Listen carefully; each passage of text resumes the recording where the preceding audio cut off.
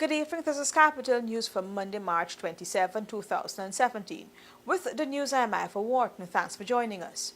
We begin this evening by telling you that a young mother, badly disfigured by the father of her children, is seeking your help financially for surgery overseas. Shonda's entire face is completely disfigured. Corrosive acid burnt away her nose, eyes, and upper body.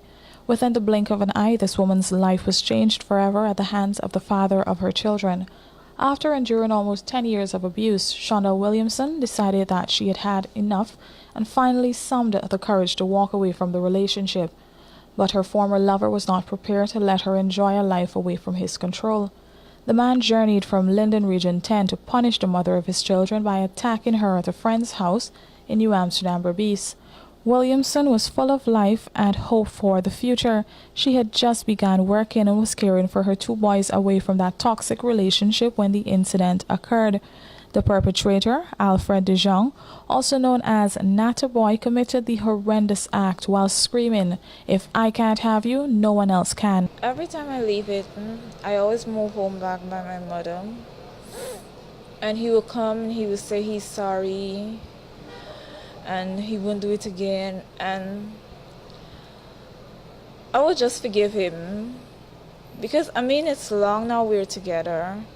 And I don't want to leave him and go and get somebody else and maybe I'll end up into worse. So I just used to say maybe he would change, but he never did. So walk me through what happened on that day when this incident occurred. The night I went out on the road and I was coming in back. When I made to the gate, I opened the gate, I went to the veranda piece, I stood there, I knocked. I guess my friend, she didn't hear on the first knock. So I was standing there like this way, and something was like, "Shonda, turn to your left." When I turned to my left, I saw him approaching me. I know it was him. The walk, the body structure, everything, his face, but it's just the way he looked so strange. So I left staring at him because he had these like weave in his hair and he had like a female garment on. So it left me shocked, and so I just left staring at him. By the time I could do anything, he just threw, I don't know, the acid on me, the liquid. And there I was standing, screaming, knocking on the door for my friend. I guess he threw down the container and he ran out.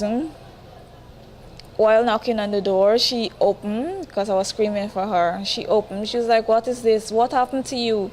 I was like, "It's Alfred." Shonda was hospitalized at the Georgetown Public Hospital for 9 weeks, fighting to save her sight, which is now tremendously blurred. The extent of her injuries are so severe that she is not able to receive care in Guyana. Therefore, she must travel overseas for treatment. Despite her challenges, she intends on becoming an advocate against domestic violence and wants to help both men and women who are experiencing this prevalent social ill in Guyana. Since leaving the hospital, Shonda is being cared for by her family.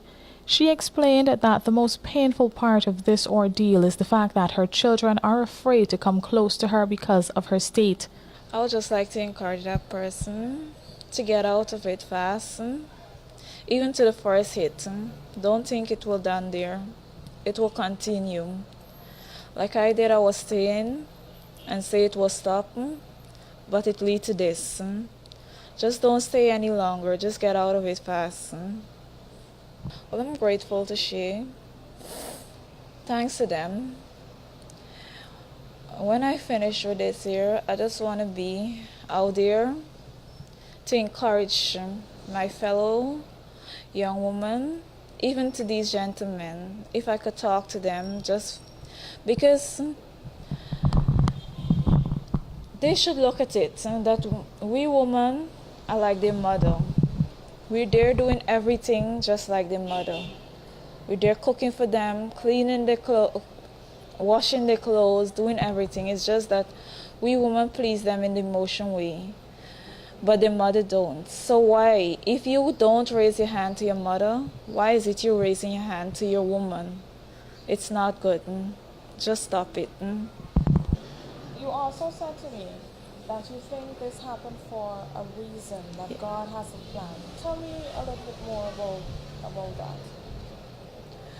Well, indeed, I think God has a plan for me, so I can be a testimony to others. I could be closer to Him, and when I walk, people should look at me and say, well, yes, indeed, she's a testimony. God has saved her, because look what she was, and look what she is now today. Non-governmental organization Saving Hands Emergency Aid, SHE, has been able to secure treatment services for her at a top U.S. hospital where she will receive state-of-the-art treatment from some of the best doctors in the field. SHE is funded by donations from the public on a case-by-case basis. Therefore, they are asking for your help. Tracy Kendricks for Capital News.